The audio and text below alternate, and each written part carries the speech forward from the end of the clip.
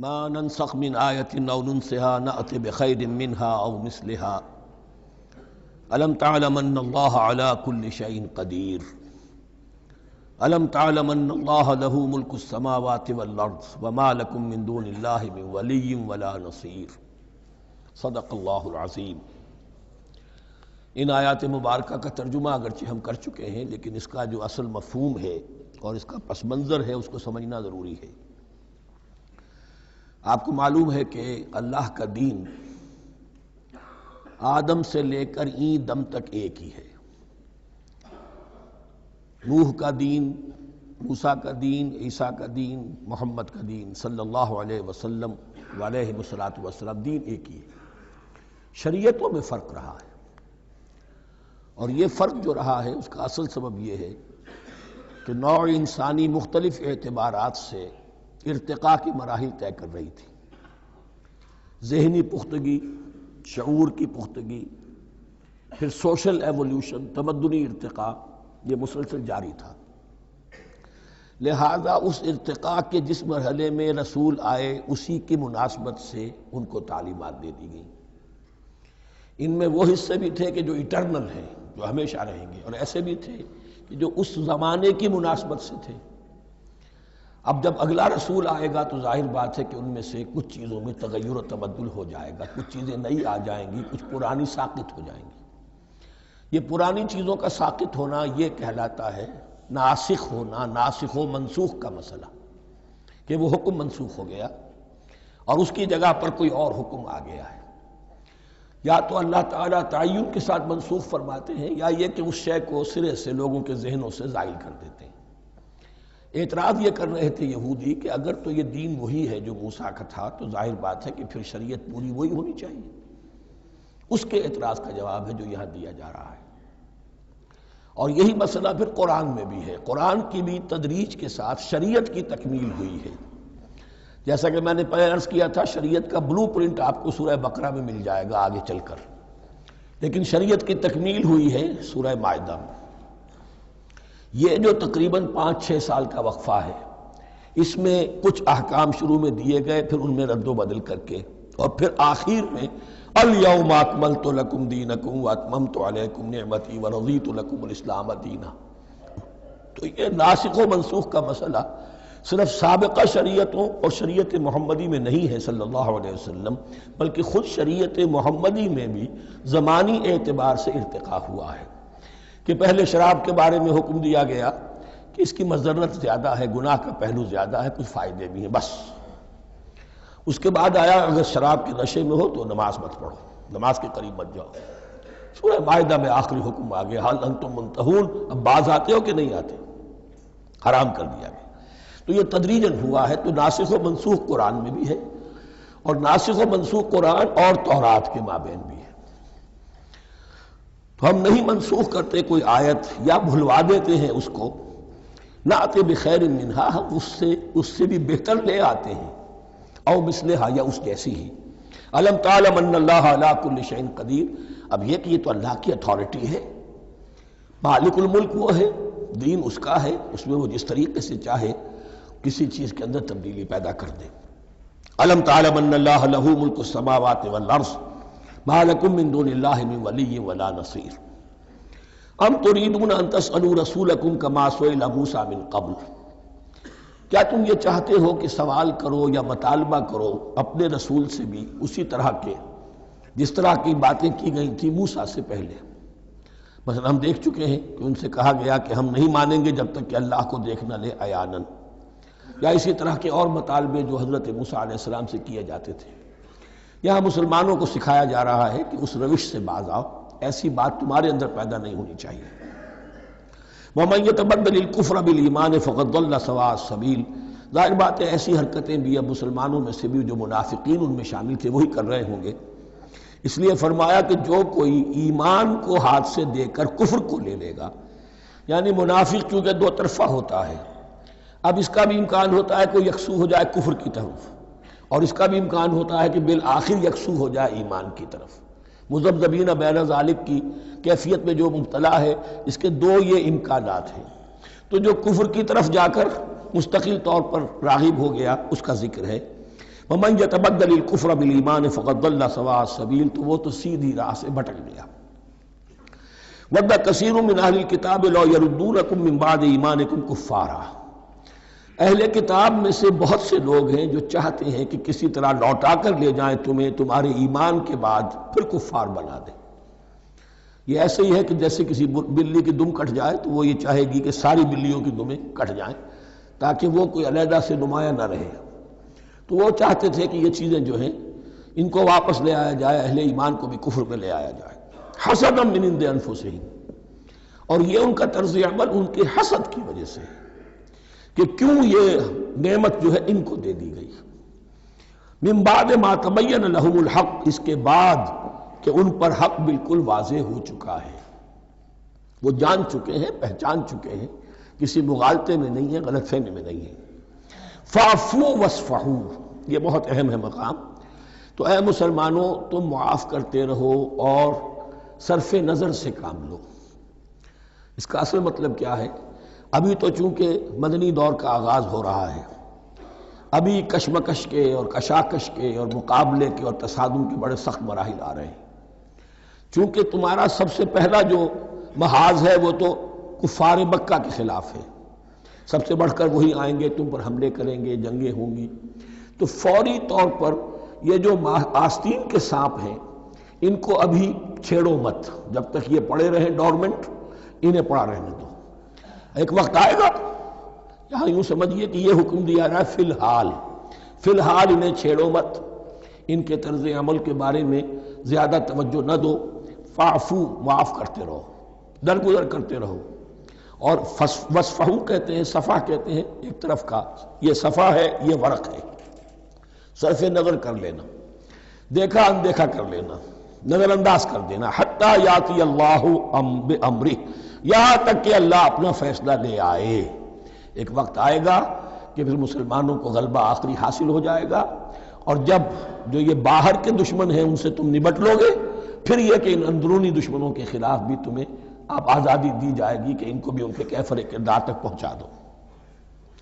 ان اللہ علی کل شیء قدیر، یقیناً اللہ ہر چیز پر قادر ہے۔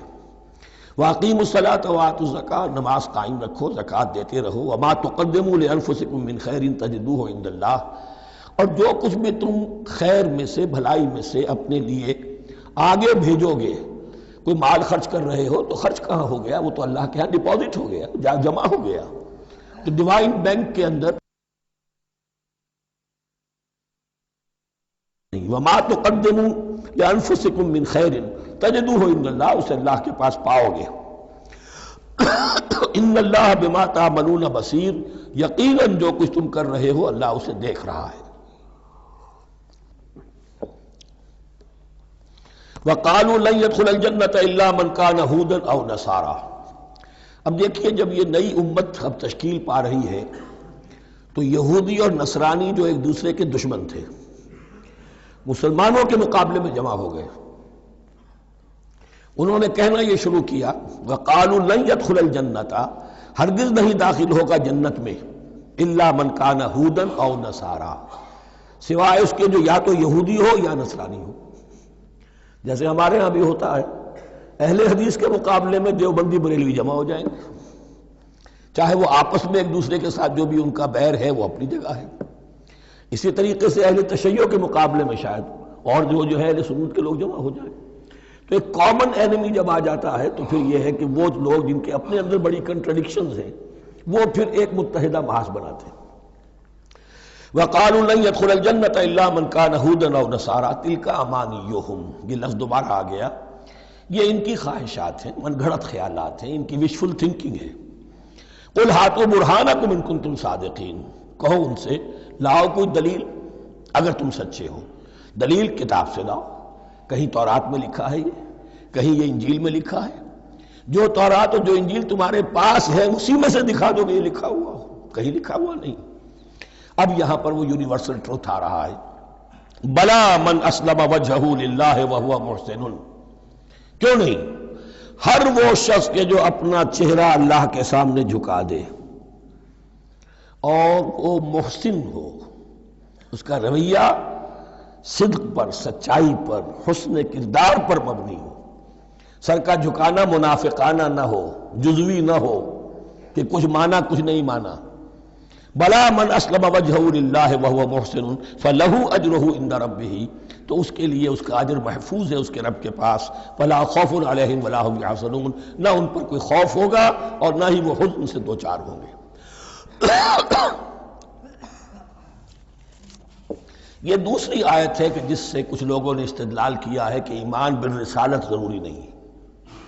اب دیکھیے اس کا جواب وہی ہوگا. نمبر ایک تو یہ، ہر جگہ پر ساری چیزیں بیان نہیں کی جایا کرتی. کوئی چیز کہیں بیان کی گئی، کوئی کہیں بیان کی گئی ہے. کتاب کو لینا ہے تو پوری کو پوری ایک کتاب کی حیثیت سے. دوسرا یہ کہ یہ سارا سلسلہ کرام جو ہے، جو دو بریکٹس کے مابین آ رہا ہے، اس میں پہلے سے ہے وَآمِنُوا بِمَا أَنزَلْتُ مُصَدِّقًا لِمَا مَعَكُمْ وَلَا تَكُونُوا أَوَّلَ كَافِرٍ بِهِ. تو وہ تو ضرب کھا رہی ہے اس پورے کے پورے مضامین کے سلسلے سے جو ان دو بریکٹوں کے درمیان آ رہا ہے. اب دیکھیے، ایک طرف تو ان کا کہنا یہ تھا کہ جنت میں داخل نہیں ہوگا مگر وہی جو یہودی ہو یا نصرانی ہو. اب عمل کیا ہے؟ وَقَالَتِ الْيَهُودُ لَيْسَتِ النَّصَارَىٰ عَلَىٰ شَيْءٍ، یہودی کہتے ہیں نصارہ کی کوئی حیثیت نہیں، کوئی بنیاد نہیں، کوئی جڑ نہیں. وقالت النصارى ليست اليهود على شيء، اور نصارہ کہتے ہیں کہ یہود کی کوئی بنیاد نہیں، بے بنیاد لوگ ہیں، کوئی حقیقت ان کی حقانیت ہے ہی نہیں. وهم يتلون الكتاب، اور مزہ یہ ہے کہ دونوں ایک کتاب پڑھ رہے ہیں. اولڈ ٹیسٹمنٹ تو مشترک ہے یہودیوں میں اور عیسائیوں میں، یہ بہت اہم نکتہ ہے. اور جدید عیسائیت میں جو ایک بہت بڑی طاقت ابھر رہی ہے امریکہ میں، وہ ہے کہ جو یہ عیسائیت کو جیوڈائز کر رہی ہے. کیونکہ رومن کیتھولک مذہب جو تھا اس نے تو چونکہ گویا کہ سارا رشتہ توڑ لیا تھا بائبل سے، سارا اختیار پوپ کے ہاتھ میں آ گیا تھا. لیکن پروٹیسٹنٹس نے پھر بائبل کو قبول کیا. اب اس کی منطقی انتہا یہ کہ اولڈ ٹیسٹمنٹ کے اوپر بھی اب ان کی توجہ ہو رہی ہے کہ آخر یہ بھی تو ہم مانتے ہیں کہ ہماری کتاب ہے، اور اس میں جو کچھ لکھا ہے اس کو نظر انداز کیسے کر سکتے ہیں. تو حال ہی میں ہم نے جو ایک سیمینار کیا تھا امریکہ میں، جس میں ایک یہودی عالم بھی آئے تھے، ایک عیسائی بھی آئے تھے، اور مسلمانوں کی طرف سے بھی ہمارے ایک ساتھی بلال کوشل نے بات کی تھی. تو وہاں ایک یہودی عالم نے کہا کہ اس وقت اسرائیل کو سب سے بڑی سپورٹ جو مل رہی ہے وہ ان عیسائیوں سے مل رہی ہے امریکہ میں سے، کہ جو اس وقت ایونجلسٹ کہلاتے ہیں وہاں پر، اور جو ایک بڑا فرقہ بن کر ابھر رہے ہیں. بہرحال یہ ان کا طرز عمل ہے. وَهُمْ يَتْلُونَ الْكِتَابَ، اور وہ دونوں کے دونوں کتاب کے پڑھنے والے ہیں. كَذَلِكَ قَالَ الَّذِينَ لَا يَعْلَمُونَ مِثْلَ قَوْلِهِمْ، اسی طرح کہا تھا ان لوگوں نے کہ جو کچھ بھی نہیں جانتے انہی کی سی بات کہی تھی، یعنی یہ اشارہ ہے مشرکین مکہ کی طرف. فَاللَّهُ يَحْكُمُ بَيْنَهُمْ يَوْمَ الْقِيَامَةِ فِيمَا كَانُوا فِيهِ يَخْتَلِفُونَ، تو اللہ تعالیٰ فیصلہ کر دے گا ان کے مابین قیامت کے دن ان تمام باتوں کا جن میں کہ یہ اختلاف کر رہے تھے. وَمَنْ أَظْلَمُ مِمَّنْ مَنَعَ مَسَاجِدَ اللَّهِ أَنْ يُذْكَرَ فِيهَا اسْمُهُ وَسَعَىٰ فِي خَرَابِهَا. اب دیکھیے یہاں جو بقیہ یہ آیات آ رہی ہیں، تو اگرچہ خطاب تو ہے وہ بریکٹس کے مابین، خطاب بنی اسرائیل، لیکن اب یہاں کچھ ریفرنسز اہل مکہ کی طرف شروع ہو گئے ہیں. اور اس کے بعد سے حضرت ابراہیم کا تذکرہ آئے گا، پھر تحویل قبلہ کا ذکر آئے گا. تحویل قبلہ میں ظاہر بات ہے کہ وہ قبلہ جو ہے وہ مشرکین مکہ کے قبضے میں تھا اس وقت. اس حوالے سے ریلیونٹ کچھ مضامین جو ہیں اس کی تمہید باندھی جا رہی ہے. یہ ساری تمہید ہے جو آگے آنے والا مضمون ہے تحویل قبلہ، جو علامت تھی اس بات کی کہ اب وہ سابقہ امت مسلمہ معزول کر دی گئی اور نئی امت محمد صلی اللہ علیہ وسلم اس مقام پر نصب کر دی گئی، انسٹال کر دی گئی. اس کے حوالے سے جو مسئلے اٹھیں گے اسی لیے قال الذین لا یعلمون مثل قولہم، میں نے عرض کیا کہ یہ مشرکین مکہ کی طرف اشارہ ہے. وَمَنْ أَظْلَمُ مِمَّنْ مَنَعَ مَسَاجِدَ اللَّهِ يُذْكَرَ فِيهَا اسْمُهُ، اس سے بڑھ کر ظالم کون ہوگا جو اللہ تعالیٰ کی مسجدوں سے لوگوں کو روکے کہ وہ اس میں اس کا نام لے سکے. چونکہ مشرکین مکہ نے مسلمانوں کو محروم کر دیا تھا حرم سے، اب وہاں جانے کی ان کو اجازت نہیں تھی. سن 6 میں حضور گئے بھی ہیں، تب بھی یہ کہ صلح حدیبیہ ہو گئی، واپس آنا پڑا، عمرہ کرنے کی اجازت نہیں ملی. سن 7 میں پھر ہوا ہے. تو یہ 7 برس بہت شاہ گزرے ہیں محمد الرسول اللہ صلی اللہ علیہ وسلم اور اہل ایمان پر. اب یہاں ذکر ہو رہا ہے ان کا، قریش کا۔ وَمَنْ أَظْلَمُ مِمَّنْ مَنَعَ مَسَاجِدَ اللَّهِ أَنْ يُذْكَرَ فِيهَا اسْمُهُ وَسَعَىٰ فِي خَرَابِهَا، اور وہ اس کی تخریب میں لگے ہوئے ہیں۔ یہ خراب تخریب سے اسی سے بنا ہے۔ یہ تخریب دو طرح کی ہوتی ہے، ایک ظاہری تخریب ہوتی ہے کسی مسجد کو گرا دینا، اور ایک ظاہری نہیں باطنی معنوی ہوتی ہے۔ وہ جو تخریب ہے وہ یہ ہے کہ توحید کی بجائے اسے شرک کا اڈا بنا دیا ہے۔ وہ تو دنیا کے بتکدوں میں پہلا وہ گھر خدا کا، ہم اس کے پاسباں ہیں، وہ پاسباں ہمارا، 360 بت رکھ دیے گئے اس گھر میں لا کر، جو ابراہیم نے تعبیر کیا تھا توحید خالص کے لیے۔ وَسَعَىٰ فِي خَرَابِهَا، یہ لفظ ذرا نوٹ کر لیجئے، یہ ایک حدیث میں بھی آیا ہے، بڑی دلدوز حدیث ہے، اور میں چاہتا ہوں کہ آپ اسے ذہن میں رکھیں۔ حضور نے فرمایا یوشک ان یاتی علی الناس زمان، اندیشہ ہے کہ لوگوں پر یعنی میری امت پر ایک زمانہ ایسا بھی آ جائے گا، اب گنتے جائیے، لا یبقى من الاسلام الا اسمہ، اسلام میں سے اس کے نام کے سوا کچھ نہیں بچے گا، ولا یبقى من القرآن الا رسمہ، قرآن میں سے اس کے رسم الخط، الفاظ اور حروف کے سوا کچھ نہیں بچے گا۔ اسی کی اللہ تعالیٰ نے ضمانت دی ہے، یہ محفوظ رہے گا رسم عثمانی۔ مساجدہم عامرۃ، ان کی مسجدیں آباد تو بہت ہوں گی، وہی خراب من الہدی، ہدایت سے خالی ہو جائیں گے۔ یہ خراب کے لفظ سے ہی خراب من الہدی، وعلماؤہم شر الناس تحت ادیم السماء، اور ان کے علماء آسمان کی چھت کے نیچے کی بدترین انسان ہیں۔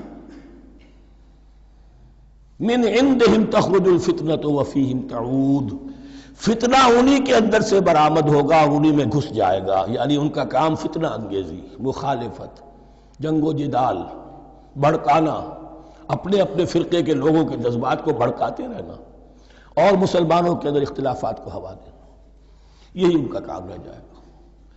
آج جن کو ہم علماء کہتے ہیں ان کی عظیم اکثریت اس کیفیت سے دوچار ہو چکی ہے۔ جب مذہب اور دین پیشہ بن جائے تو کوئی خیر اس میں باقی نہیں رہتا۔ یہ دین اور مذہب پیشہ نہیں تھا، اسلام میں کوئی پیشوائیت نہیں، اسلام میں کوئی پاپائیت نہیں، اسلام میں کوئی برہمنزم نہیں، اسلام تو ایک کھلا، ہر شخص کتاب اللہ پڑھے، ہر شخص عربی سیکھے، ہر شخص کو امامت کے قابل ہونا چاہیے، ہر شخص اپنی بچی کا نکاح خود پڑھائے، ہر شخص اپنے والد کا جنازہ خود پڑھے۔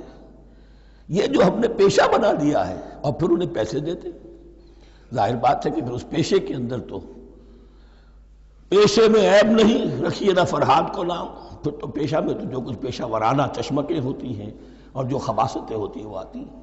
لیکن ساتھ ہی یہ بات واضح رہے کہ علماء حق سے دنیا خالی نہیں ہوگی، علماء حق بھی ہیں، لیکن کسی کے ماتھے پر لکھا ہوا نہیں ہوتا کہ یہ علماء حقانی میں سے اور یہ علماء سو میں سے ہے۔ باقی یہ صحیح بات ہے کہ اکثریت ادھر جا چکی ہے، ورنہ امت کا بیڑا غرق نہ ہوتا، سیدھی سیدھی بات۔ یہ بیڑا غرق ہوا ہے تو آخر کوئی سبب ہے۔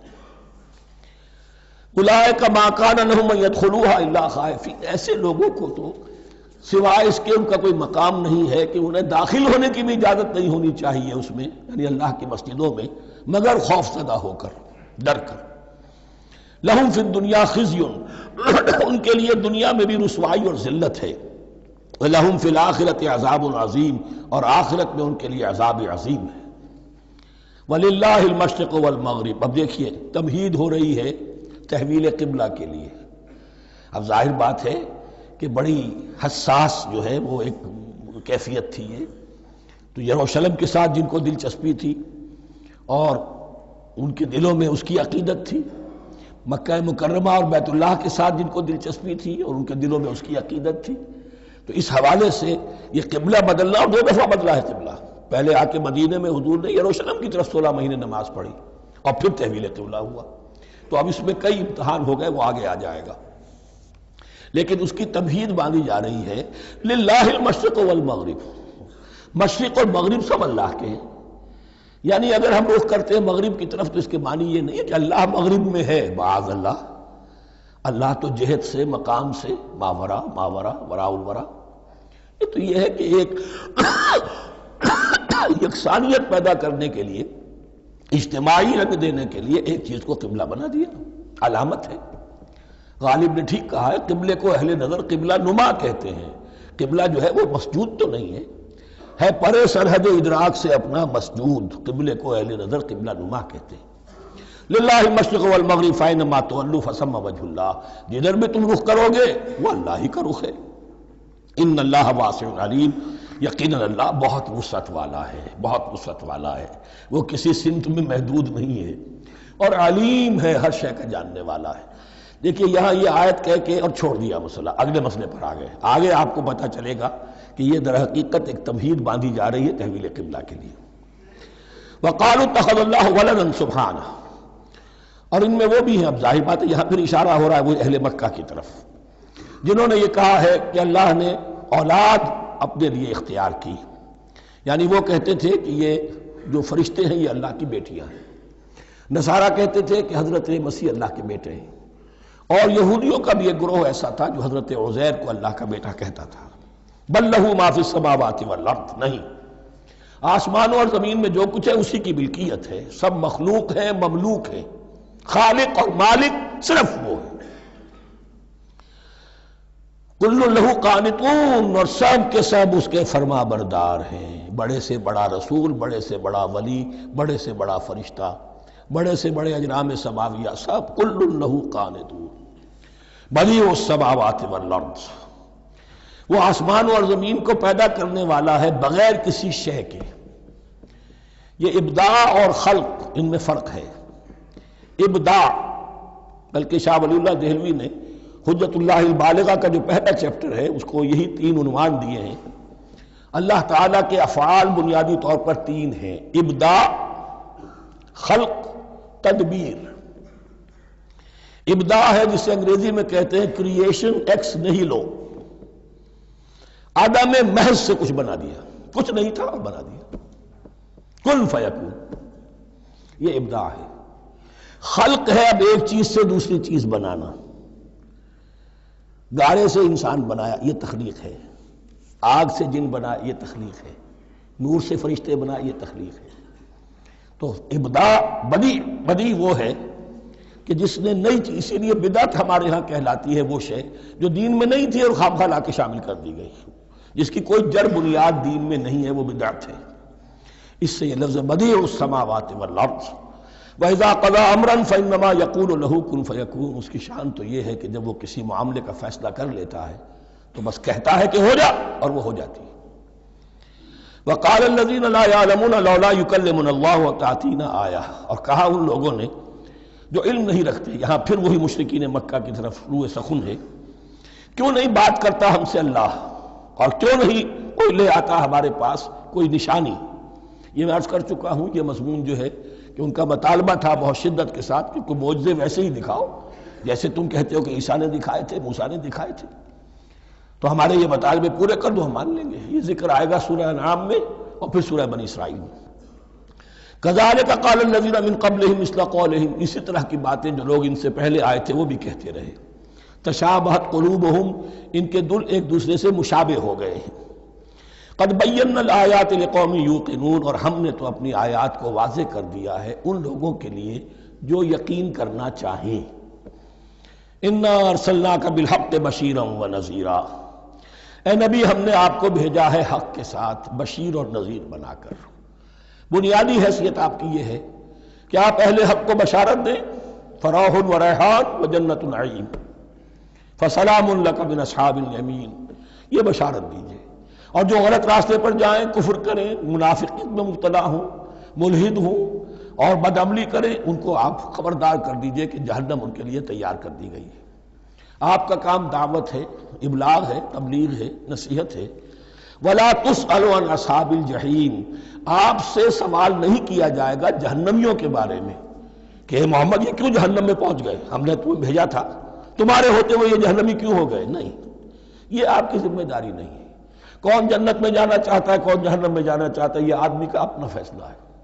آپ کا کام ہے کہ حق کو واضح کر دیں، ہاں وضاحت میں کمی نہ رہ جائے، حق واضح ہو جائے، کوئی اشتباہ نہ ہو، بالکل مبرہن ہو جائے، واضح ہو جائے، بس یہ ذمہ داری آپ کی ہے، اس سے زیادہ نہیں۔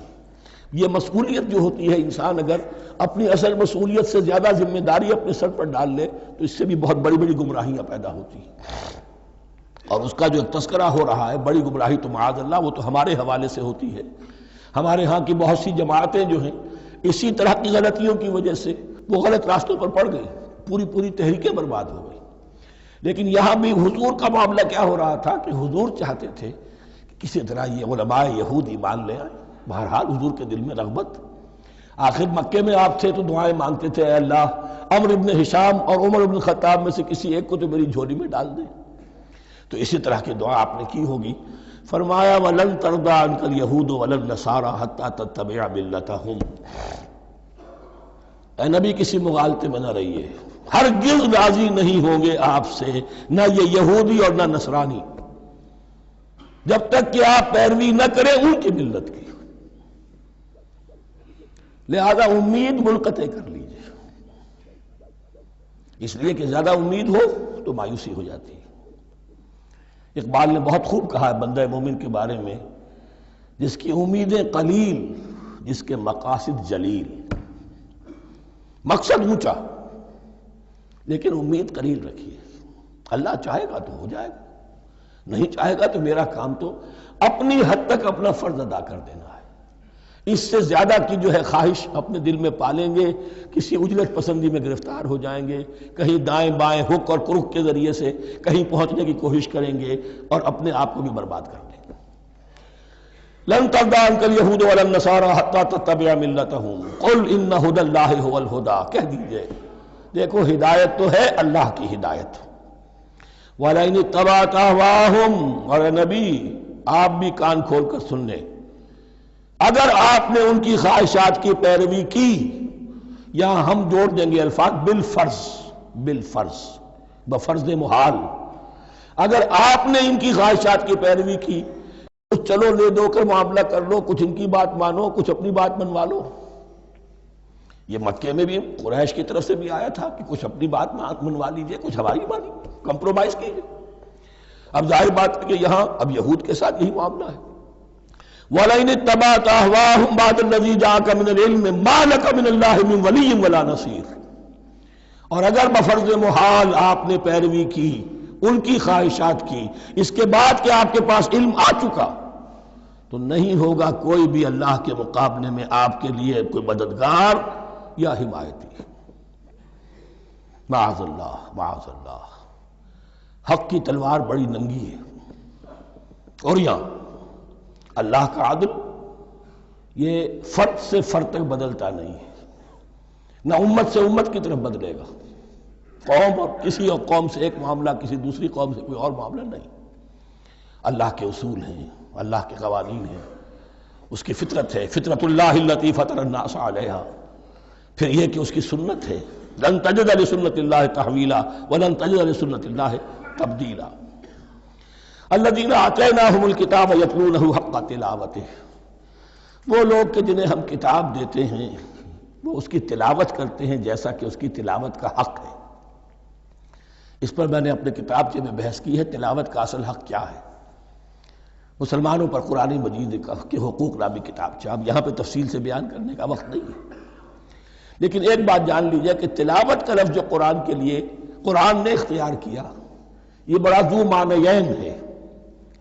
تلا یتلو ہم اسے بھی کہتے ہیں پڑھنا، اور تلا یتلو کسی کے پیچھے پیچھے چلنے کو کہتے ہیں۔ والشمس وضحاها والقمر اذا تلاها، سورج کے بعد پیچھے آتا ہے چاند۔ تو یتلو کے معنی کیا ہے؟ when you are reading the book you are following the text۔ بعض لوگوں کو دیکھا ہوگا انگلی ان کی چلتی ہے ساتھ ساتھ، وہ بیچارے زیادہ ماہر نہیں ہیں تو تاکہ نگاہ ادھر سے ادھر نہ ہو جائے، ایک سطر سے دوسری سطر پر نہ پہنچ جائے، انگلی بھی ساتھ ساتھ پھیرتے ہیں، تو فالوئنگ دی ٹیکسٹ۔ لیکن اس تلاوت کا اصل حق کیا ہوگا؟ جب آپ اس کتاب کو فالو کریں، اسے اپنا امام بنائیں، اس کے پیچھے چلیں، اس کا اتباع کریں، اس کی پیروی کریں، جس کی کہ دعا ہم کرتے ہیں وَاجْعَلْهُ لَنَا إِمَامًا وَنُورًا وَهُدًى وَرَحْمَةً، تو اللہ تو بنائے گا ہمارا امام اس کو اسی وقت جب کہ ہم فیصلہ کر لیں کہ ہم اس کتاب کے پیچھے چلیں گے۔ الذین آتیناہم الکتاب یتلونہ حق تلاوتہ اولئک یؤمنون بہ، جو اللہ کی کتاب کی تلاوت کا حق ادا کریں اور اس کی پیروی بھی کریں، وہی ہیں جو اس پر ایمان رکھتے ہیں۔ جو نہ تلاوت کا حق رکھتے ہوں ادا کریں، نہ پیروی کریں، وہ دعویٰ کریں کہ ہمارا ایمان ہے تورات پر اور کتاب پر، تو یہ دعویٰ جو ہے جھوٹا دعویٰ ہے۔ میں وہ حدیث آپ کو سنا چکا ہوں، ما آمن بالقرآن من استحل محارمہ، جس شخص نے قرآن کی کسی حرام کردہ شے کو اپنے لیے حلال کر لیا، اس کا قرآن پر کوئی ایمان نہیں۔ وَمَن يَكْفُرْ بِهِ فَأُولَٰئِكَ هُمُ الْخَاسِرُونَ، اور جو اس کا کفر کرے گا تو وہی لوگ ہیں خسارے میں رہنے والے۔ اب وہ بریکٹ بند ہو رہی ہے، وہ آیت کے جو چھٹے رکوع کے شروع میں آئی تھی دوبارہ آ گئی جوں کی توں، یا بنی اسرائیل اذکروا نعمتی التی انعمت علیکم وانی فضلتکم علی العالمین۔ یہ ترتیب ذہن میں رکھیے۔ اور دوسری آیت بھی جو کہ تم، صرف یہ ہے کہ ترتیب تھوڑی سی بدلی ہے۔ بریکٹ یوں بناتے ہو تو اس کی چونچ ادھر ہوتی ہے تو اس کی چونچ ادھر ہوتی ہے، تو اسی طریقے سے ذہن میں رکھیے کہ دوسری آیت کی ترتیب تھوڑی سی بدل دی ہے، درمیانی، اور وہ بھی درمیان میں چونچ والا معاملہ جو ہوتا ہے۔ وَاتَّقُوا يَوْمًا لَا تَجْزِي نَفْسٌ عَن نَفْسٍ شَيْئًا، یہ تو جو کہ تو وہی ہے، ڈرو اس دن سے جس دن کوئی جان کسی دوسری جان کے کام نہ آ سکے گی۔ وَلَا يُقْبَلُ مِنْهَا عَدْلٌ، وہاں کیا تھا وَلَا يُقْبَلُ مِنْهَا شَفَاعَةٌ، یہاں کیا آیا وَلَا يُقْبَلُ مِنْهَا عَدْلٌ، نہ اس سے کوئی فدیہ قبول کیا جائے گا۔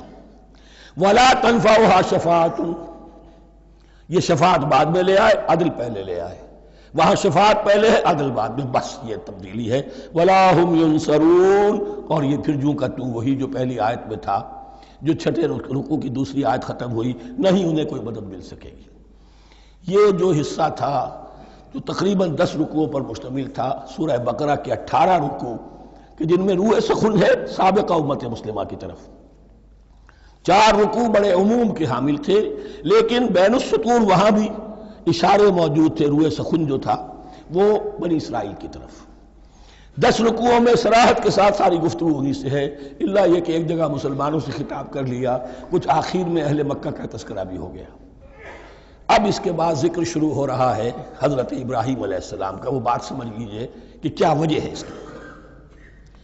دیکھیے حضرت ابراہیم کی نسل کی یہ 2 شاخیں چلی، ویسے تو 3 ہیں، عام طور پر لوگوں کے علم میں ہے کہ 2 بیویاں تھیں، حضرت ہاجرہ سے حضرت اسماعیل پیدا ہوئے، بڑے تھے، حضرت سارہ سے حضرت اسحاق، ان کے بیٹے یعقوب، یعقوب کے 12 بیٹے بنی اسرائیل۔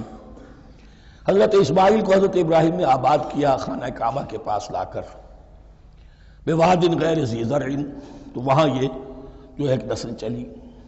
لیکن نبوت جو ہے حضرت ابراہیم کے بعد حضرت اسماعیل کو تو ملی، اس کے بعد مسلسل یوں سمجھیے کہ تقریباً 3000 کا فصل ہے سالوں کا کہ کوئی نبوت اس شاخ میں نہیں آئی۔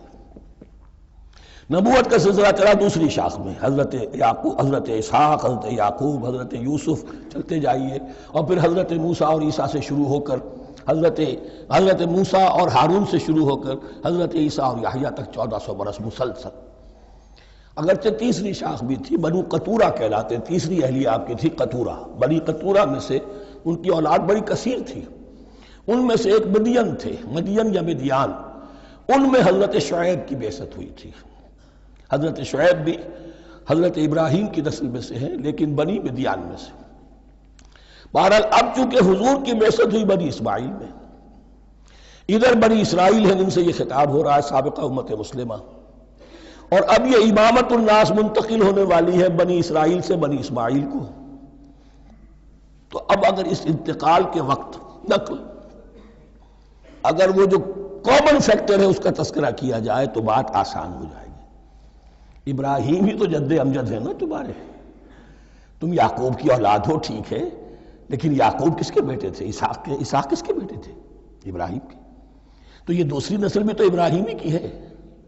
اس حوالے سے ان کے لیے سہل بنایا جا رہا ہے کہ بات کو سمجھو، یہ صرف یہ ہے کہ 2 پیڑھی اوپر جا کر مل گئے اور لانا خیر سنا، اور حضرت ابراہیم نے خانہ کعبہ کی تعمیر کی اور اسے اب مرکز بنانا ہے اہل توحید کا، لہذا یہ ساری گفتگو اب شروع ہو رہی ہے۔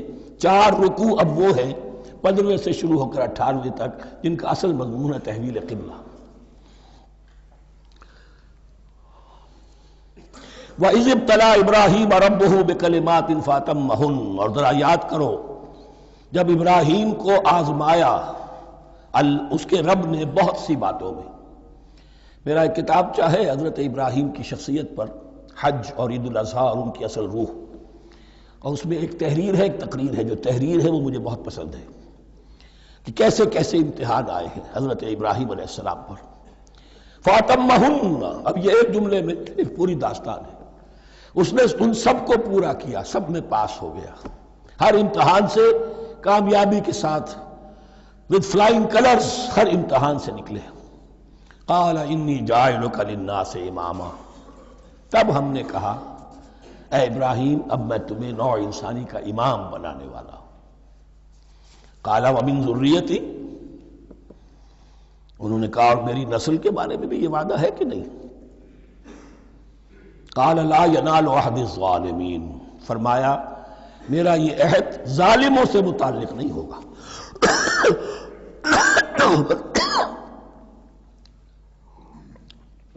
مطلب کیا ہوا کہ تمہاری نسل میں سے جو صاحب ایمان ہوں گے، نیک ہوں گے، سیدھے راستے پر چلیں گے، ان سے ہمارا وعدہ ہے، لیکن نسلیت کی بنیاد پر نہیں ہے کہ جو بھی تمہاری نسل میں سے لازماً وہ اس وعدے کا مصداق بن جائے۔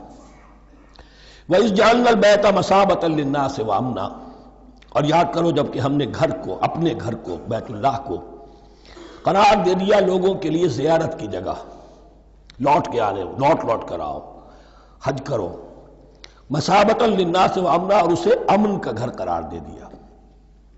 وَاتَّخِذُوا مِن مَّقَامِ إِبْرَاهِيمَ مُصَلًّى، اور ہم نے حکم دیا کہ مقام ابراہیم کو اپنی جائے نماز بنا لو، نماز پڑھنے کی جگہ بنا لو۔ آج کل تو بعض علماء نے یہ کہا ہے کہ مقام ابراہیم سے مراد کوئی خاص پتھر نہیں ہے، بلکہ اصل میں وہ تو پوری جگہ جو تھی وہ مقام ابراہیم، حضرت ابراہیم وہاں آباد ہوئے تھے۔ لیکن صحیح بات وہی ہے جو ہمارے سلف سے چلی آ رہی ہے، روایات پختہ ہیں اس کے بارے میں کہ یہ جس طریقے سے حجر اسود جنت سے آیا ہے، ایسے ہی یہ بھی ایک پتھر تھا کہ جو جنت سے لایا گیا حضرت ابراہیم کے لیے جب وہ تعمیر کر رہے تھے، کوئی اور ذرائع تو ابھی تھے ہی نہیں، اس کے اوپر وہ کھڑے ہوتے تھے اور یہ پتھر ہی اونچا ہوتا جاتا تھا خود۔ اب جیسے جیسے تعمیر اوپر جا رہی ہے تو اس کے لیے یہ پتھر اونچا ہوتا تھا، وہ پتھر ہے جو مقام ابراہیم اب بھی محفوظ ہے، اور وہاں پر پھر طواف کر کے کعبے کا مکمل، پھر اس کے آس پاس جو ہے 2 رکعت جو ہے وہ ادا کی جاتی ہے نماز۔ وَعَهِدْنَا إِلَىٰ إِبْرَاهِيمَ وَإِسْمَاعِيلَ أَن طَهِّرَا بَيْتِيَ لِلطَّائِفِينَ وَالْعَاكِفِينَ وَالرُّكَّعِ السُّجُودِ، اور ہم نے عہد لے لیا تھا ابراہیم اور اسماعیل سے کہ تم دونوں ہمارے اس گھر کو، بیتیا میرے اس گھر کو پاک رکھو۔ اب یہ تطہیر بھی دونوں طرح کی ہوگی، ظاہری صفائی بھی ہو، گند نہ ہو، تاکہ ظاہر آئیں تو ان کے دلوں میں جو کدورت پیدا نہ ہو، کوفت نہ ہو، کھلی فضا ہو، صاف رکھو۔ اور تطہیر باطنی، وہاں توحید کا چرچا ہو، کوئی اور کفر اور شرک جو ہے وہ نہ آنے پائے۔ ان طہرا بیتی للطائفین والعاکفین، طواف کرنے والوں کے لیے، اعتکاف کرنے والوں کے لیے، والرکع السجود، اور رکوع اور سجود کرنے والوں کے لیے۔ وَإِذْ قَالَ إِبْرَاهِيمُ رَبِّ اجْعَلْ هَٰذَا بَلَدًا آمِنًا وَارْزُقْ أَهْلَهُ مِنَ الثَّمَرَاتِ مَنْ آمَنَ مِنْهُمْ بِاللَّهِ وَالْيَوْمِ الْآخِرِ، اور یاد کرو جب کہ ابراہیم نے کہا تھا اے میرے پروردگار اس گھر کو امن کی جگہ بنا دے، اور اس کے رہنے والوں، اس کے ہاں آباد ہونے والوں کو یعنی بنی اسماعیل کے لیے ان کو رزق عطا فرما، میووں کا اور پھلوں کا۔ من آمن منہم باللہ والیوم الآخر، اب یہاں حضرت ابراہیم خود رک گئے کہ میں اپنی ساری اولاد کے لیے یہ دعا نہ کروں، اس لیے کہ وہاں روک دیا گیا تھا لا ینال عہد الظالمین۔ تو جو بھی ان میں سے ایمان اور عمل صالح والے ہوں اور یوم آخر پر ایمان رکھتے ہوں، اجعل هذا البلد آمنا وارزق اهله من الثمرات من آمن منهم بالله واليوم الآخر۔ اب یہاں دیکھیے اللہ تعالیٰ نے گویا کہ ہم کہیں گے ازرہ شفقت مسکراتے ہوئے گویا کہ فرمایا کہ ابراہیم قال ومن کفر، تمہاری اولاد میں سے جو کفر کرے گا فأمتعه قلیلا، اس کو بھی میں دنیا کا ساز و سامان تو دوں گا، امامت میں شامل نہیں کر سکتا، لیکن یہ کہ دنیاوی طور پر مال و متاع جو ہے وہ ان کو بھی میں دوں گا۔ ومن کفر فأمتعه قلیلا ثم اضطره الى عذاب النار، ہاں پھر اسے کشاں کشاں لے آؤں گا جہنم کے عذاب کی طرف، وبئس المصیر، اور وہ بہت ہی بری جگہ ہے لوٹنے کی۔ وَإِذْ يَرْفَعُ إِبْرَاهِيمُ الْقَوَاعِدَ مِنَ الْبَيْتِ وَإِسْمَاعِيلُ، اور یاد کرو جب کہ ابراہیم اٹھا رہے تھے ہمارے گھر کی بنیادوں کو، اور اسماعیل، باپ بیٹا دونوں لگے ہوئے تھے۔ یہاں لفظ جو قواعد آیا ہے اس کو نوٹ کیجئے، قواعد قاعدے کی جمع ہے اور یہ بنیادوں کو کہا جاتا ہے، اور اس میں اشارہ ہے حضرت ابراہیم اصل معمار اور بانی نہیں ہے کعبے کے، کعبہ بنایا ہے حضرت آدم نے۔ ان اول بیت وضع للناس للذی ببکہ، پہلا گھر۔ اب کیسے ممکن تھا حضرت آدم علیہ السلام کے زمانے سے لے کر اور حضرت ابراہیم تک کم و بیش جو ہے 4000 برس ہے، عام اندازہ جو ہے تورات کا اگر آپ لگائیں تو کوئی مسجد نہیں بنی ہوگی کیا؟ یہ پہلا گھر ہے، پہلا وہ گھر خدا کا۔ تو اس کی بنیادیں رہ گئی تھیں، باقی وہ امتداد زمانہ سے، اور چونکہ یہ سیلاب کا راستہ تھا، سیلاب کی وجہ سے وہ سب جو ہے دیواریں بہہ گئی تھی، صرف بنیادیں تھیں۔ ان بنیادوں کو پھر وَإِذْ بَوَّأْنَا لِإِبْرَاهِيمَ مَكَانَ الْبَيْتِ، یہ سورہ حج میں جا کر مضمون تفصیل سے آئے گا۔ اب میں آئے گا کہتا ہوں، آ چکا ہے حقیقت کے اعتبار سے، اس لیے کہ یہ ساری مکی صورتیں ہیں جو نازل ہو چکی ہیں سورہ بقرہ سے بہت پہلے۔ تو جب وہ ان بنیادوں کو اٹھا رہے تھے تو دعائیں مانگ رہے تھے، ربنا تقبل منا انک انت السمیع العلیم، اے رب ہماری اس کوشش کو، ہماری اس مشقت کو، محنت کو قبول فرما۔ باہر گھر بنا رہے ہیں، پتھر اٹھا اٹھا کر لا رہے ہیں۔ حضرت اسماعیل کی عمر اس وقت لگ بھگ 13 برس ہے، ہاتھ بٹا رہے ہیں۔ ربنا تقبل منا انک انت السمیع العلیم، اے رب ہماری اس کوشش کو شرف قبول عطا فرما، یقیناً تو سب کچھ سننے والا اور جاننے والا ہے۔ ربنا وجعلنا مسلمین لک، اور اے رب ہمیں اپنا فرما بردار بنائے رکھ۔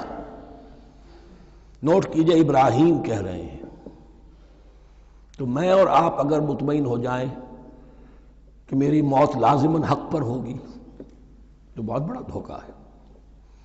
ڈرتے رہنا چاہیے، اللہ کی پناہ طلب کرتے رہنا چاہیے۔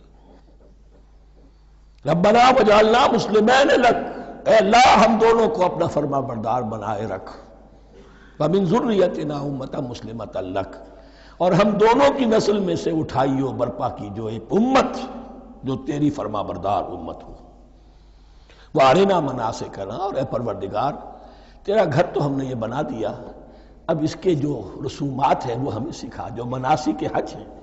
ارنا مناسک، اب کیسے حج کریں، کیا آداب ہوں گے، طواف کیسے ہوگا، کیا کریں گے۔ وتب علینا، اور ہم پر اپنی شفقت کی نظر فرما، انک انت التواب الرحیم، یقیناً تو ہی ہے بہت ہی زیادہ توبہ کا قبول فرمانے والا اور شفقت کے ساتھ رجوع کرنے والا اور رحم فرمانے والا۔ ربنا وبعث فیہم رسولا منہم،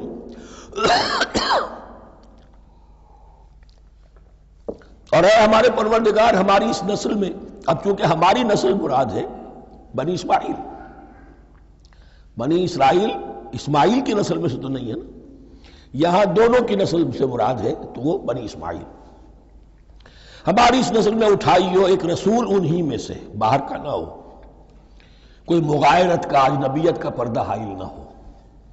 وہ کیا کرے، یتلو علیہم آیاتک، تیری آیات ان کو پڑھ کر سنائے، وَيُعَلِّمُهُمُ الْكِتَابَ وَالْحِکْمَةَ، اور صرف سنائے نہیں، تعلیم دے انہیں کتاب اور حکمت کی۔ صرف سنا دینا تو بہت آسان کام ہے، سکھانا، تعلیم دینا، دلوں میں بٹھانا، اور حکمت، وَيُزَكِّيهِمْ، اور ان کو پاک کرے، ان کا تزکیہ کرے، ان کے دلوں میں تیری محبت اور آخرت کی طلب کے سوا کوئی طلب باقی نہ رہنے دے۔ انک انت العزیز الحکیم، یقیناً پروردگار تو ہی ہے زبردست اور کمال حکمت والا۔ وَمَن يَرْغَبُ عَن مِّلَّةِ إِبْرَاهِيمَ إِلَّا مَن سَفِهَ نَفْسَهُ، اور ایسا شخص کون سا ہوگا جو ابراہیم کے طریقے سے منہ موڑے۔ یہ رغبت کا لفظ عربی زبان میں دونوں طرف جاتا ہے، رغبہ الہ، کسی شے کی طرف رغبت ہونا، محبت ہونا، میلان ہونا، اور رغبہ عن، کسی شے سے متنفر ہونا، کسی شے سے ابا کرنا، اس کو چھوڑ دینا۔ وَمَن يَرْغَبُ عَن مِّلَّةِ إِبْرَاهِيمَ إِلَّا مَن سَفِهَ نَفْسَهُ، سوائے اس کے جس نے اپنے آپ کو حماقت ہی میں مبتلا کرنے کا فیصلہ کر لیا ہو. اور کون ہوگا جو ابراہیم کے طریقے سے منہ موڑے؟ وَلَقَدِ اسْتَفَيْنَاهُ فِي الدُّنْيَا، اور ہم نے تو اسے دنیا میں بھی پسند کر لیا تھا، چن لیا تھا. وَإِنَّهُ فِي الْآخِرَةِ لَمِنَ الصَّالِحِينَ، اور یقیناً آخرت میں بھی وہ ہمارے صالح بندوں میں سے ہوں گے. اِذْ قَالَ لَهُ رَبُّهُ أَسْلِمْ قَالَ أَسْلَمْتُ لِرَبِّ الْعَالَمِينَ. جب جب کہا اس سے اس کے پروردگار نے کہ مانو میرا حکم، اس نے کہا پروردگار قبول ہے تیرا حکم، یہاں تک کہ ذبح کرو بیٹے کو، حاضر. یہ آخری امتحان تھا، آخری. 100 برس کی عمر میں، 87 برس کی عمر میں دعائیں مانگ مانگ کر بیٹا لیا تھا اسماعیل. حضرت سارہ کے ہاں کوئی اولاد نہیں ہوئی تھی.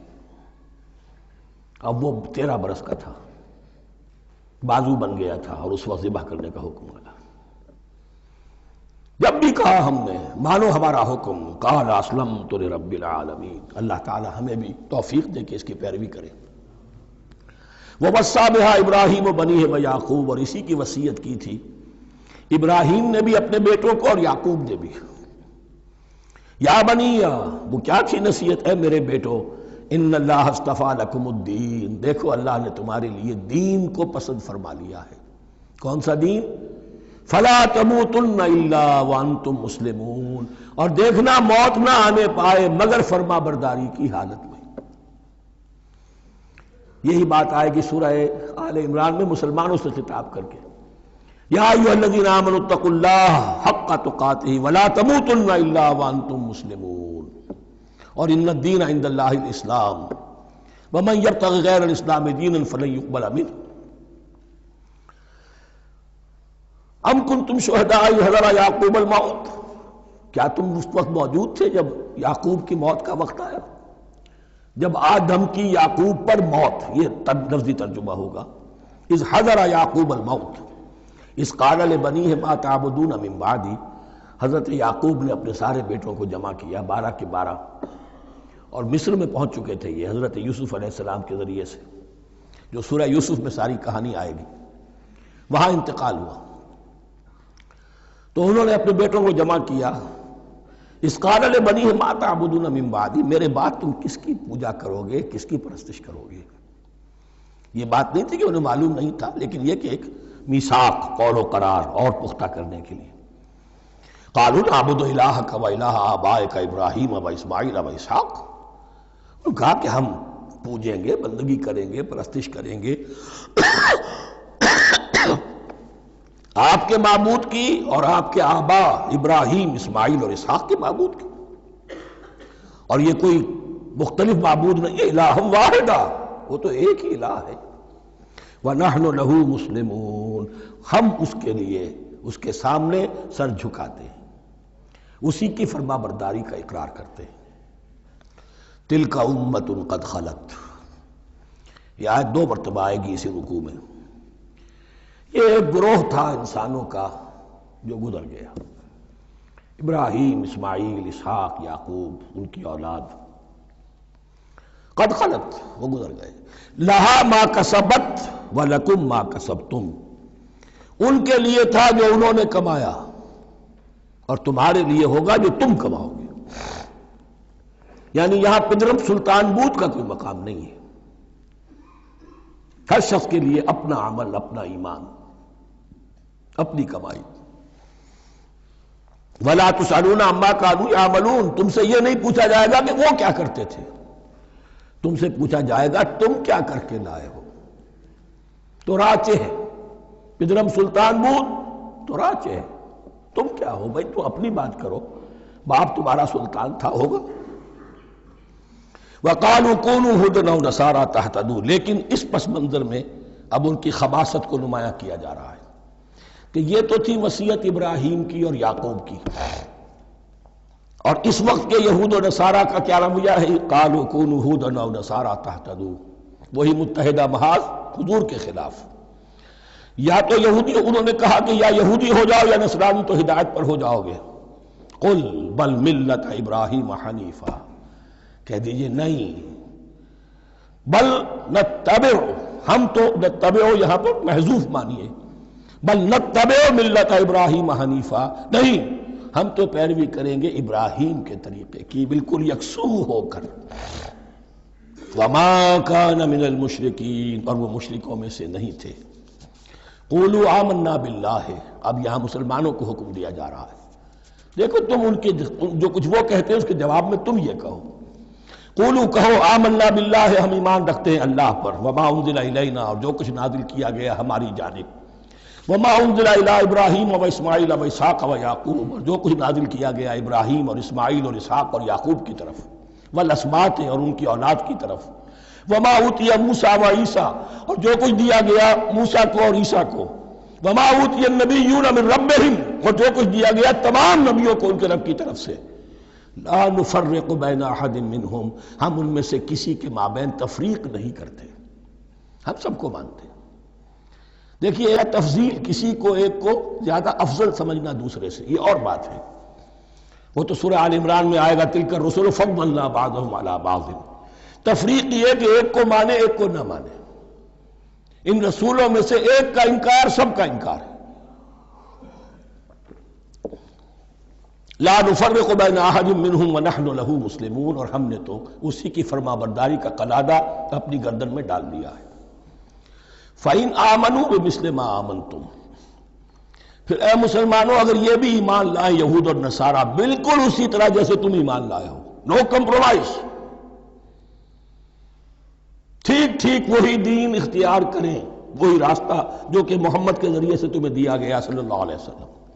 فَإِنْ آمَنُوا بِمِثْلِ مَا آمَنْتُمْ بِهِ فَقَدْ اهْتَدَوْا، تب وہ ہدایت پر ہوں گے. وَإِنْ تَوَلَّوْا، اور اگر وہ پیٹھ موڑ لیں، فَإِنَّمَا هُمْ فِي شِقَاقٍ، تو اس کے معنی یہ ہیں کہ وہ زدم زدہ میں اور دشمنی کے اندر وہ مبتلا ہو چکے ہیں. فَسَيَكْفِيكَهُمُ اللَّهُ، تو اے نبی آپ کے لیے ان کے مقابلے میں اللہ کافی رہے گا، آپ فکر نہ کریں. آپ کسی کمپرومائز کی دعوت کی طرف توجہ ہی نہ دیں. کچھ لوگ کا معاملہ سوچیں بھی نہ، ان کی مخالفتوں سے آپ مرعوب نہ ہوں، ان کی دھمکیوں کا کوئی اثر نہ دیں. فَسَيَكْفِيكَهُمُ اللَّهُ، اللہ کافی رہے گا آپ کے لیے ان سب کے مقابلے میں. وَهُوَ السَّمِيعُ الْعَلِيمُ، اور یقیناً وہ سب کچھ سننے والا اور جاننے والا ہے. ایسا نہیں ہے کہ اسے معلوم نہ ہو کہ آپ اس وقت کن حالات میں ہیں، کیسی مشکلات میں ہیں، کس طرح کی نازک صورتحال دن بدن جو ہے شکل بدل رہی ہے، لیکن آپ قائم رہیں. یہ ہے جگہ جہاں پر خون پڑا ہوا ہے، اس نسخے میں جو حضرت عثمان تلاوت فرما رہے تھے، اور اس وقت باغیوں نے انہیں شہید کیا ہے. ان کی زوجہ محترمہ نائلہ، انہوں نے بچانا چاہا ہے تو ان کی انگلیاں کٹ گئیں، اور خون جو ہے وہ فَسَيَكْفِيكَهُمُ اللَّهُ، ان الفاظ پر وہ خون پڑا ہے، وہ دھبا اب بھی موجود ہے. وَهُوَ السَّمِيعُ الْعَلِيمُ، اور وہ سب کچھ سننے والا اور جاننے والا ہے. صبغۃ اللہ، کیا معنی یہاں پر بھی ایک آپ کو محذوف ماننا ہوگا. اخترنا صبغۃ اللہ، ہم نے تو اختیار کر لیا ہے اللہ کے رنگ کو. وَمَنْ أَحْسَنُ مِنَ اللَّهِ صِبْغَةً وَنَحْنُ لَهُ عَابِدُونَ، اور اللہ سے بہتر رنگ کس کا ہوگا، اور ہم تو بس اسی کی بندگی، اسی کی پرستش کرنے والے ہیں. قُلْ أَتُحَاجُّونَنَا فِي اللَّهِ وَهُوَ رَبُّنَا وَرَبُّكُمْ، اے نبی ان سے کہیے کہ کیا تم ہم سے محاجہ کر رہے ہو، حجت بازی کر رہے ہو، جھگڑ رہے ہو، دلیل بازی کر رہے ہو اللہ کے بارے میں؟ وَهُوَ رَبُّنَا وَرَبُّكُمْ، وہ تو ہمارا رب بھی ہے تمہارا رب بھی ہے. رب تو ایک ہے، رب بھی ایک، اس کا دین بھی ایک. ہاں شریعتوں میں فرق ہوا ہے.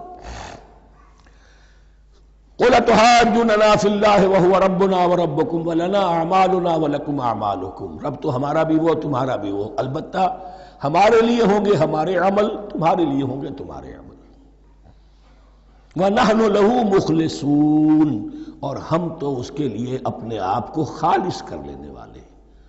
یہ ذرا 3 الفاظ یہاں پہ نوٹ کر لیجئے، یہ میرے اور آپ کے لیے لمحہ فکریہ ہیں. نحن لہو مسلمون، 136ویں آیت اس پر ختم ہوئی. ہم اس کے سامنے سر تسلیم خم کرتے ہیں، ان میں سے تو ہم بھی شامل ہیں. نحن لہو عابدون، آیت نمبر 138.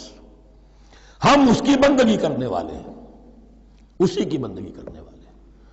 تو صرف اسلام نہیں، عبادت اور ٹوٹل عبادت، ٹوٹل بندگی، پوری زندگی میں اس کے ہر حکم کی پیروی اور اطاعت۔ اس سے آگے بات آئی وَنَحْنُ لَهُ مُخْلِصُونَ، یہ عبادت اخلاص کے ساتھ نہیں ہے تو منافقت ہے۔ اس عبادت سے کوئی دنیا کی منفعت پیش نظر نہ ہو، سوداگری نہیں، یہ عبادت خدا کی ہے۔ دنیا بنانا، دنیا کمانا، دین کو ذریعہ بنانا، اس سے بڑا، اس سے بڑی اور اس سے گری ہوئی کوئی حرکت نہیں۔ اخلاص، حضور نے فرمایا من صلی یرائی فقد اشرکا ومن صام یرائی فقد اشرکا ومن تصدق یرائی فقد اشرکا، جس نے نماز پڑھی دکھاوے کے لیے اس نے شرک کیا، جس نے روزہ رکھا دکھاوے کے لیے اس نے شرک کیا، اور جس نے صدقہ خیرات دیا دکھاوے کے لیے اس نے شرک کیا۔ وَنَحْنُ لَهُ مُخْلِصُونَ، نَحْنُ لَهُ مُسْلِمُونَ، نَحْنُ لَهُ عَابِدُونَ، نَحْنُ لَهُ مُخْلِصُونَ۔ اللهم ربنا اجعلنا منهم، اللهم ربنا اجعلنا منهم۔ ام تقولون ان ابراہیم واسماعیل واسحاق ویعقوب والاسباط كانوا هودا او نصارا، کیا تمہارا کہنا یہ ہے کہ ابراہیم اور اسماعیل اور اسحاق اور یعقوب اور ان کی اولاد یہودی تھے یا نصرانی تھے؟ تم جو کہتے ہو کہ یا یہودی ہو جاؤ یا نصرانی تب ہدایت پاؤ گے، تو ابراہیم یہودی تھے یا نصرانی؟ اور اسحاق اور یعقوب اور یوسف اور موسیٰ اور عیسیٰ یہ کون تھے؟ یہی بات آج مسلمانوں کو سوچنی چاہیے۔ محمد الرسول اللہ اور ان کے اصحاب دیوبندی تھے یا بریلوی تھے یا اہل حدیث تھے یا شیعہ تھے یا سنی تھے؟ ان تقسیموں سے اوپر ہونے کی ضرورت ہے۔ اللہ کے ساتھ اخلاص کا تقاضا یہ ہے، ٹھیک ہے ایک فقہی مسلک کے اعتبار سے ایک شخص کسی مسلک کی پیروی کر رہا ہے، لیکن اپنے آپ کو اس سے آئیڈینٹیفائی کرانا اور اس مسلک کو مقدم رکھنا دین پر، اور اس مسلک ہی کے لیے محنت اور مشقت اور بھاگ دوڑ تبلیغ ہو رہی ہے اسی کی، یہ چیز بالکل اس اصل حقیقت کے خلاف ہے کہ جو اللہ کے دین نے ہمیں سکھائی۔ ام تقولون ان ابراہیم واسماعیل واسحاق ویعقوب والاسباط كانوا هودا او نصارا قل انتم اعلم ام اللہ، کہیے ان سے کہ تم زیادہ جانتے ہو یا اللہ زیادہ جانتا ہے۔ ومن اظلم ممن كتم شہادۃ عنده من اللہ، کان کھول کر سن لو، اس سے بڑھ کر ظالم کون ہوگا جس نے اللہ کی ایک گواہی جو اس کے پاس تھی اسے چھپا لیا۔ تمہارے پاس گواہیاں ہیں، علماء یہود جانتے تھے یہ اللہ کے رسول ہیں جن کے ہم منتظر تھے، اس گواہی کو چھپائے بیٹھے۔ ومن اظلم ممن كتم شہادۃ عنده من اللہ وما اللہ بغافل عما تعملون، اور اللہ ہرگز غافل نہیں ہے کہ اس سے جو تم کر رہے ہو۔ تلک امۃ قد خلت، یہ گروہ مقدس جماعت تھی یہ جس کے یہ گلے سرسبت تھے، یہ گزر گئے۔ لہا ما کسبت ولکم ما کسبتم، جو کمائی انہوں نے کی، جو عمل انہوں نے کمائے وہ ان کے لیے، تمہارے لیے نہیں۔ تمہارے لیے وہ ہوگا جو تم کماؤ گے۔ ولا تسألون عما كانوا يعملون، اور تم سے ان کے عمل کے بارے میں نہیں پوچھا جائے گا کہ انہوں نے کیا کیا، تم سے سوال یہ ہوگا کہ تم نے کیا کیا۔ بارک اللہ لی ولکم فی القرآن العظیم ونفعنی وإیاکم بالآیات والذکر الحکیم۔